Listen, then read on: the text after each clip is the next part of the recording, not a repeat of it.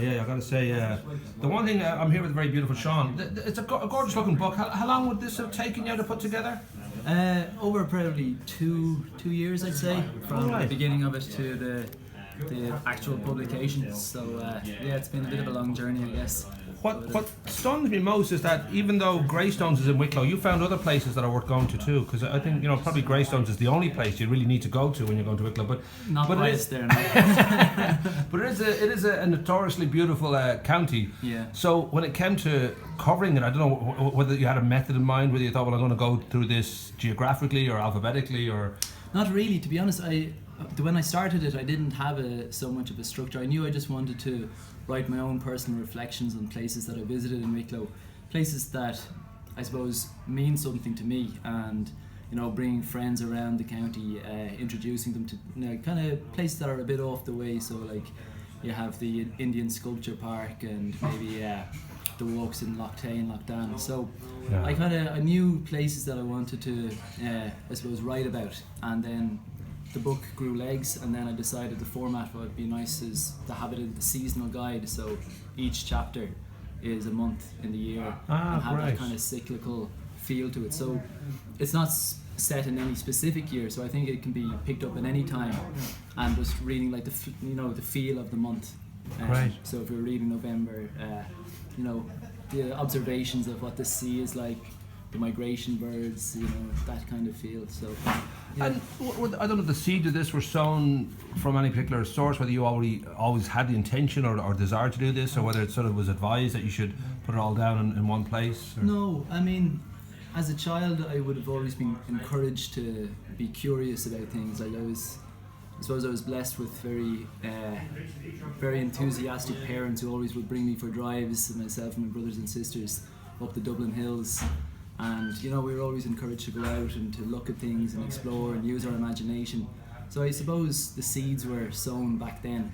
So then when I moved down to Wicklow over 10 years ago to teach, I suppose it was an extension of what I was doing subconsciously all my life. Was it tough to go from an idea to having a book published? Because it seems it's a lovely what I've seen of it now. It seems like a lovely book, but I would imagine it's not exactly just phone somebody up and they publish your book the next day. No, I mean, I suppose the biggest issue was I began writing it from a very personal point of view. So then when Wordwell took it on, the one thing that they were looking at is maybe making it a bit more accessible to the general reader, know. So I pulled back a little bit on the personal anecdotes and the journeys that we would have had, say, with my friends or stuff like that, to make it more of a, anybody can dip into it and read it from like their point of view. So I think it's very much written as a companion piece. It's not simply just the facts and where to go and like this is the distance of the walk. It's more like a reflection and to kind of discuss things with the reader. And that's the kind of the approach I took with it. I suppose it might be unfair to ask if you have any particular favourites when it comes to the seasons or even just the places. And obviously if Greystones. Sorry, we're having an infestation of hippies here. I didn't realise that they were going to be.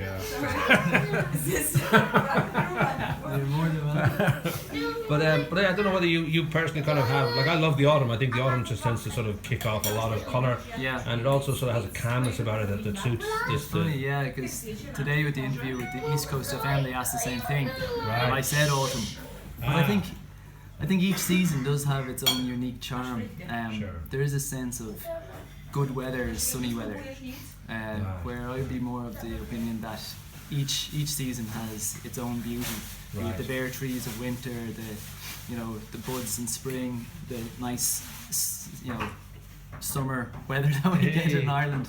Yeah. But yeah, I think I would agree with you. The autumnal colours of autumn really stand out for me. Now, for Joe and Joanna Sixpack, where would be the best place to get the book? Would it be to go online? I don't know whether there's certain places. Wordwell are the publishing company, so you can get it through Wordwell. I'll put their link in then for their site. Yeah, and I think from the next day or two they'll be available in all the local bookshops, Easton's as well as that. Yeah. Brilliant. Okay, well we'll certainly put all the links in and let people know where they are. But nicely done. I mean, it's a lovely idea, and I do think there's you can live here all your life and still be surprised by parts of Wicklow that you haven't well, it's explored. like when you travel to another country, you tend to go to the tourist destinations where Right. maybe locals haven't.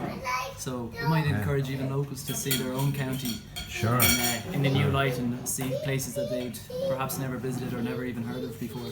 And you're still teaching in Kilcoole now. I'm teaching in Kilcoole. Yeah. Fame hasn't turned your head now. You're not sort of moving No, on. there's a few autographs coming in there. Okay. Okay. Nice. Cool.